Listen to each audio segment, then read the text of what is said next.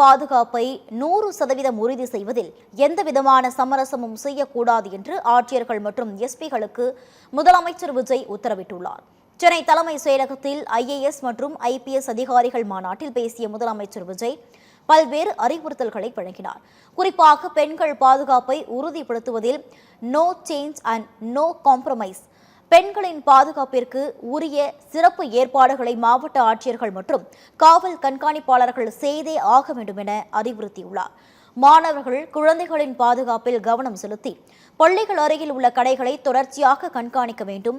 போதைப் பொருள் தொடர்பான குற்றங்களில் ஈடுபடுவோரை உடனடியாக கைது செய்து தண்டனை பெற்றுத்தர வேண்டும். ரேஷன் கடைகளில் எடை குறைபாடுகள் இல்லாமல் தரமான உணவுப் பொருட்கள் வழங்கப்படுவதை உறுதி செய்ய வேண்டும். பொதுமக்களிடம் மனுக்களை பெறும்போது கனிவுடன் நடந்து கொண்டு அடிப்படை வசதிகளை விரைவாக நிறைவேற்றி கொடுக்க வேண்டும் என கூறினார். வெளிப்படைத்தன்மையே அடிப்படை கொள்கை என்பதால் மாவட்ட ஆட்சியர்கள் மற்றும் காவல் கண்காணிப்பாளர்கள் அரசு விதிகளுக்கு உட்பட்டு சுதந்திரமாக செயல்படலாம்.